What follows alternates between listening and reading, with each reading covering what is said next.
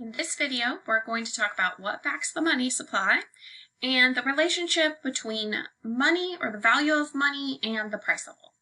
So first of all, when we talk about what backs the money supply, we used to be on what's called the gold standard. But that changed starting in 1933, and we completely moved away from it by about the 1970s. And the big problem with the gold standard and having gold backing our money supply is that the supply of gold would change just based on the availability in the world at the time.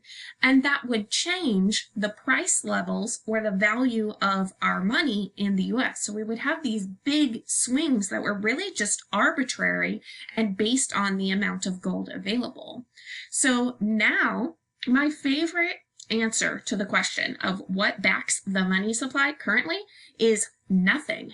We do not have a vault somewhere. Fort Knox is not full of $18 trillion worth of gold to be able to back our money supply.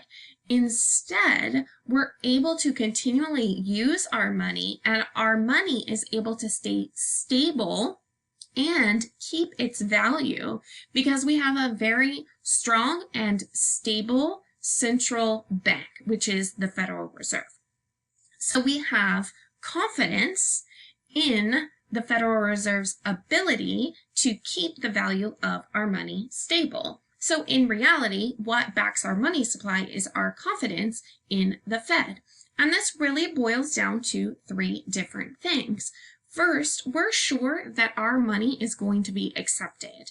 If we pull out a $20 bill, we can assume that that's going to be accepted by whatever business that we go into. Or if they don't take cash, they will take our debit cards, right?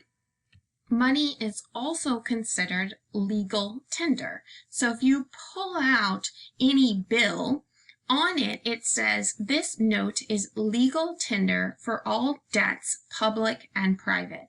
That means that the federal government says that your money will always work to purchase things or to pay off debts. And the last reason our money stays valuable is because it's relatively scarce. So what that means is that the Fed ensures that it keeps a tight rein on the amount of money that's available. So the Fed is actually the one who determines the supply of money, and it looks at how the economy is growing and how much money is actually needed out there to cover all the goods and purchases. The Fed also makes sure that there's not too much money out there, because if that happens, it actually decreases the value of the money that we hold. So we'll talk more about that in the next slide. So the main relationship you want to know here is the relationship between the price level and the value of our money. So when we talk about the value of our money, we're talking about the purchasing power. And remember, the purchasing power of money is the amount of goods or services that a unit of money will buy.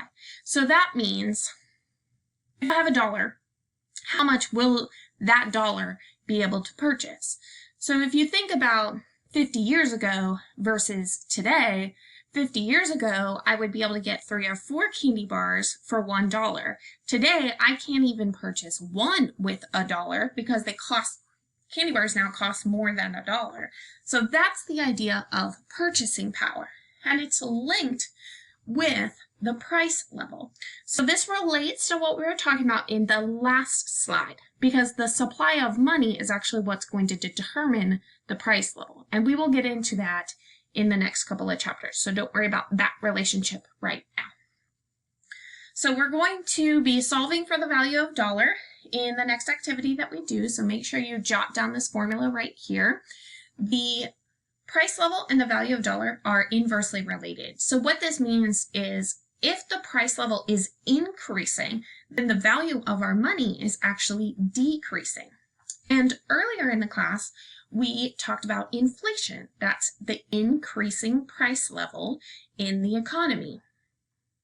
So the more inflation that we have, then the less each of our dollars is worth. And we talked about hyperinflation before in chapter 9 and how it makes money unspendable because the money then is just completely worthless. So that's what would be happening here. If the price level shoots up extraordinarily high, then the value of money is going to be completely demolished.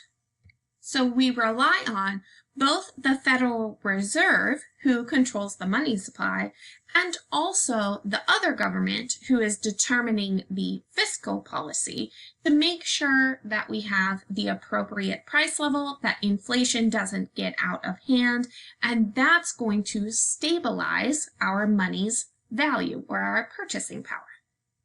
So here I've got a really easy activity for you to try. Use the formula on the last slide to calculate the value of the dollar for each year, and then see if you can notice what the relationship is between the price level and the value of the dollar. So pause the video. So here's the answers that you should have gotten. Notice that as the price level decreases from year 1 to 2, the value of the dollar actually increases. And then as the price level increases from year 2 to 3 to 4, then the value of the dollar decreases. So the relationship between the price level and the value of a dollar is what we call an inverse relationship because they're moving different directions. So the main takeaway from this activity is definitely the inverse relationship between the price level and the value of the dollar. You also want to remember that the value of the dollar is the same thing as your purchasing power for your money. And then keep in mind that the stability of our purchasing power, the stability of the price level in the nation is dependent upon the Fed's policies and also fiscal policy. In the next video, we're going to talk all about the Federal Reserve.